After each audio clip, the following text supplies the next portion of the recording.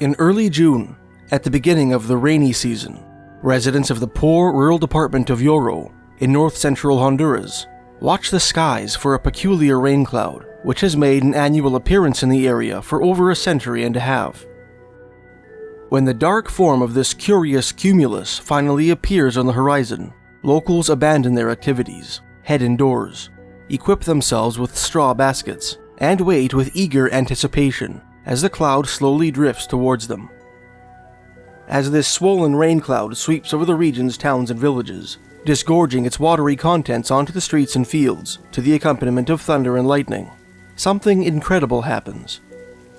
As if by magic, the pavement and dirt roads which crisscross the area's settlements suddenly burst into life, filling with thousands of flopping silver fish, which locals believe fall from the sky. These miraculous rainstorms are typically so torrential that few ever venture outside to actually witness the fish descend from the heavens. Nevertheless, some of those who have waited out such tempests indoors claim that, at the height of a storm, the familiar drumming of the rain on the adobe roofs above their heads is punctuated by meaty thumps, which prove the celestial origin of this most unusual precipitation. Once the storm abates, locals emerge from their homes and shelters and fill their baskets with the heavenly seafood, scrambling to catch the most vigorous fish before they escape into the rivulets of fresh rainwater which course through the ditches and gutters. The small silvery animals, which are not native to the region, are said to be delicious when fried, and their annual appearance brings much-needed relief to some of the poorer and hungrier residents of Yoro. Honduran legend has it that this Piscine precipitation, called La Lluvia de Peces, or the Rain of Fish, can be attributed to the prayers of Manuel de Jesus Subirana, a Spanish Catholic missionary who came to the Yoro region in 1858 to minister to the spiritual needs of the local Xicaque Indians. Pitying his hungry and impoverished flock, Subirana is said to have spent 3 days and 3 nights praying on his knees, asking God to perform a miracle by which to feed his sheep. On the 3rd day, the very first Lluvia de Peces rained down on Yoro, initiating a beloved annual tradition that persists to this very day. Unsatisfied with the explanation provided by local folklore, science has proposed 3 theories to account for this baffling meteoric phenomenon, each more outlandish than the last. One theory proposes that the tasty, sardine-like fish are in fact blind cave fish, which do not fall from the sky, but rather swim up from some underground lake or river which lies beneath Yoro. Proponents of this theory believe that the heavy rain which invariably precedes La Lluvia de Peces floods this subterranean habitat, somehow forcing its fishy inmates up to the surface. Potential problems with this hypothesis are that the fish of La Lluvia de Peces clearly have eyes, unlike every known species of cavefish, and that, to the best of this author's knowledge, there are no known underground lakes or rivers which run beneath Yoro. Another notion, arguably more absurd than the previous, contends that the fish of La Lluvia de Peces, despite appearances, are actually walking or air-breathing amphibians, like mudskippers or lungfish. Champions of this theory argue that these creatures, for reasons unknown, leave their watery abodes en masse at the commencement of the rainy season and migrate overland to the Yoro region, somehow evading human detection throughout the course of their cross-country odyssey until the first major thunderstorm of the year. The third and most popular theory, on which scientists have ruminated for over a century, proposes that the fish which rain on Yoro every June are picked up by waterspouts somewhere in the Gulf of Honduras, a waterspout being a cyclonic column of water vapor, which typically forms over large bodies of water. These aqueous cyclones, theorists propose, launch the fish with tremendous violence high into the sky. Once airborne, the fish travel dozens of miles through the atmosphere before falling on north-central Honduras, miraculously failing to explode into fishy mist upon impact. While this is undoubtedly the most commonly cited of the 3, some scientists have argued that the waterspout theory holds as much water as waterspouts do fish, which is none at all. As science writer Brian Dunning put it in the September 8, 2009 episode of his podcast Skeptoid, waterspouts simply do not have any mechanism by which they might reach down into the water, collect objects, and then transport them upward into the sky. Never do objects ascend the inner column, because there is simply no mechanism inside for doing that. It's not an elevator. Yoro, Honduras is not the only locality in which small, non-flying animals are said to mysteriously fall from the sky. This strange phenomenon has been reported in countries all over the world, and Canada is no exception. Most articles to comment upon animal rain in the Great White North seem to draw from a list compiled by David Phillips, a senior climatologist for a federal government department called Environment Canada, which was first published in 2013 in Volume 2 of Maclean's Magazine's Book of Lists. Many of these freak weather events have also appeared on Phillips' Canadian weather trivia calendars, which were published annually from 1984 until 2019. Some of these incidents have proven difficult to independently verify, and so this author has attempted to compile a list of his own, drawn from Canadian newspapers, and an old magazine article from the archives of Mr. Gary S. Mangiacopra. What follows are the stories of some of the strangest creatures to fall from the sky in Canada. On August 6, 1896, a bizarre article appeared in Kingston, Ontario's Weekly British Whig, under the straightforward headline, "Gathering Up the Frogs. A shower of them is said to have come down."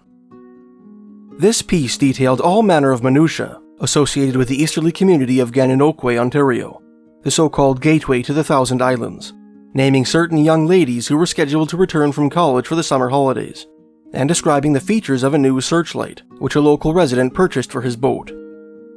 Sandwiched between an announcement that a generator had been brought to town for the purpose of furnishing residents with electric lights, and an introduction to a particular pharmacist who planned to move to town in the coming weeks, were three cryptic sentences. Chief Ryan, last night, distinguished himself as a frog catcher as well as a thief catcher. Apparently it rained frogs, as the town is full of little froggies about the size of a man's thumb. A number of parties who wished to use them for bait and fishing organized a brigade, and captured a pailful in a short time last night. Those three strange sentences constitute what is perhaps the first excerpt of a Canadian newspaper to hint at the phenomenon of frog rain, an unusual type of precipitation supposed to have struck Canadian soil with casual frequency throughout the 20th century. Most stories of frog rain in Canada describe the sudden appearance of thousands of tiny frogs during a severe rainstorm, the latter often being accompanied by thunder and lightning. The August 5, 1921 issue of the Calgary Herald, for example, described how, during a rainstorm on the night of August 4th, powerful winds picked up thousands of tiny frogs, perhaps from a wetland near Calgary, Alberta, and hurled them without ceremony onto Calgary's 11th Avenue. The following morning, Calgarians emerged from their homes to see thousands of amphibian corpses littering the pavement. Coffees in hand, they watched neighborhood cats pick their way through the carnage, hunting down any survivors they could lay their paws on. "This is one of my favorite all-time stories," said the aforementioned David Phillips in a commentary on the incident in the October 18, 2002 issue of the Calgary Herald. "Normally, things falling from the sky are flukes, but this is an authentic story." Another article described the appearance of thousands of tiny frogs at Cowichan Lake, Vancouver Island, during a rainstorm in September 1931. A witness named R. Graham, who came upon the scene in his vehicle, said, "The gravel on the road appeared to be hopping about. The ground seemed to be moving as though shaken by an earthquake. There were at least 10 or 12 frogs to the square foot." Similar incidents are reported to have occurred in November 1937 at Clark's Harbour, Nova Scotia, in May 1938 at Lake Simcoe, Ontario, and in October 1939 at Sault Ste. Marie, Ontario. Science has provided a compelling explanation for events like these, in which frogs simply appear in astonishing quantities, without any witnesses actually seeing them fall from the sky. In attempting to explain the 1931 Cowichan Lake incident, for example, field naturalist G. O. Day proposed that rain showers, particularly when accompanied by lightning, could impel entire populations of frogs to abandon their ancestral swamps and seek greener wetlands. Their sudden appearance at the height of a rainstorm, coupled with their vigorous hopping, could give witnesses the impression that they fell from the sky. As a cartoon in the February 20th, 1926 issue of Windsor, Ontario's Border City Star put it, in an attempt to explain the related phenomenon of raining toads, "It is when the myriads of toadlets are leaving their childhood home in wet weather that we may see them by the hundreds, and so many people once thought that it rained toads." More difficult to explain are incidents in which tiny frogs are said to have actually fallen on people's heads, vehicles, and buildings during rainstorms. Such an event is said to have occurred sometime in the 1830s or 40s, when a man named Duncan Ferguson carried mail on horseback between the villages of Richmond and Perth, southwest of Ottawa. During one of his runs, Ferguson rode into a heavy thunderstorm outside the village of Franktown, Ontario, smack in the middle of his route. No sooner had the rain begun to fall than Ferguson was pelted by thousands of tiny frogs, which plummeted from the sky like hail. The little amphibians did not appear to be injured by the fall, as most of them hopped away in a northwesterly direction as soon as they hit the ground. About 100 years later, in late August 1930, the tiny maritime village of Bathurst, New Brunswick, received a large dump of froggy rain, which transformed the surrounding countryside into what one newspaper article called a dark animated blanket. Those unfortunate enough to be caught in the downpour were completely covered by tiny pond creatures, measuring less than an inch in length, which clung to clothing with the tenacity of drowning men and wriggled their ways into trouser pockets, resulting in some disagreeable surprises hours later. Interestingly, on November 13, 1943, the little town of Gananoque, Ontario, the setting of our first documented Canadian frog rain, may have been visited by the peculiar phenomenon a second time. That day, a proprietor of a downtown business found several frogs in his building's eaves trough and blamed the incident on frog rain. Tiny frogs, as implied earlier, are not the only diminutive amphibians known to fall from the sky in Canada. Every once in a while, little toads are said to plummet from the heavens as well. Perhaps the most detailed description of a toad shower in Canada is that which appeared in the May 1958 issue of the magazine Fate. The author, one Grace Weir of Watsonville, California, claimed that the incident in question took place when she was 13 years old. "My sister and brothers and I went to our beautiful lake to bathe," she began. "It was not too far from home, in a small cove with soft golden sand and a background of spruce timberland, near a primitive little hamlet called Chesetcook, Nova Scotia. We noticed it was going to rain, but were used to showers and liked them, as the water always seemed warmer afterwards. This particular shower was different. The heavens opened up, and down poured little toads, no larger than a blowfly, and as golden as the sands they bounced upon. They fell like hailstones, and the bouncing didn't seem to hurt them. They bounced on the water all around us, on our heads and shoulders. We even held out our hands and caught some, so these toads came directly from the skies, and not from under our feet. We kids had never seen anything like that in our young lives, and naturally we were excited. We ran for the shore to gather some up. I recall I counted 18 baby toads that I held without crowding them or injuring them." Is it possible that tiny frogs, through some natural mechanism of which man is currently ignorant, have the ability to take to the skies and become trapped in the clouds, only to return to the earth with the rain? Or are all cases of verified frog rain, like that which characterized the Calgary storm of 1921, attributable to violent winds, which pick up the tiny subjects of our inquiry and hurl them through the air? One imaginative alternative was proposed in the March 17, 1938 issue of the Vancouver Sun. After reiterating the waterspout hypothesis, the anonymous journalist wrote, "There are frogs which lay their eggs in water standing in the cups of leaves in trees.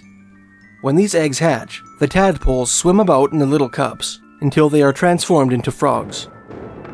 If a windstorm strikes the tree, these little frogs may be blown out and rain down upon the ground."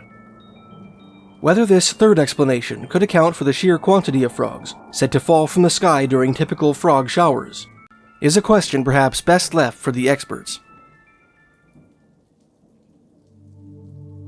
One of the unusual meteorological episodes mentioned in David Phillips' list was a rain of lizards, which fell on the city of Montreal, Quebec, in December 1857.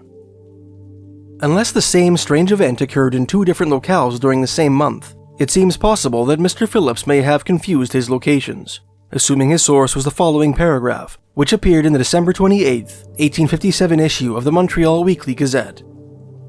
The Leroy Gazette says that, during the heavy rain of Sunday last night, live lizards, some of them measuring 4 inches in length, fell from the clouds like manna, though not as plentiful, nor half so welcome.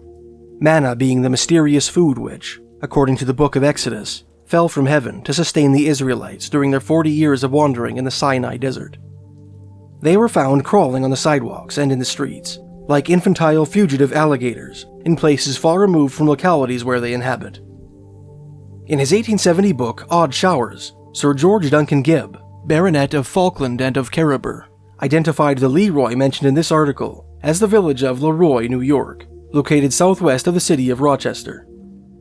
It seems possible that Mr. Phillips, perhaps justifiably confused by the grammatical error in the December 28th article, may have assumed the Leroy Gazette was a misspelling of the Montreal Gazette and changed the location of the story accordingly. If so, he was not the first weird weather aficionado to make the mistake. The American researcher Charles Fort, who popularized the study of unexplained phenomena, committed the same error in his 1919 book, The Book of the Damned. Incidentally, the 1857 reign of lizards is not the only strange event to rock the residents of Leroy. In the spring of 2012, 18 teenage residents of this upstate New York community, many of them members of the Leroy Junior-Senior High School cheerleading team, suddenly developed a mysterious and debilitating nervous condition, which has been blamed on everything from neurological damage caused by environmental toxins to mass hysteria. Whether or not aerial lizards truly fell on Montreal in December 1857, reptilian rain is reported to have occurred in Canada on at least one other occasion. In an article published in the March 29, 1945 issue of Regina, Saskatchewan's Leader Post, a retired Indian trader named John Cahoon recalled just such an event taking place on a Cree Indian reserve in southeastern Saskatchewan. "I remember one night it rained lizards when I was out trading on a reserve," he said. "It seems fantastic, and I suppose there's a scientific explanation for it, but I can swear to it. After the storm subsided, we could see hundreds of them crawling down the tent."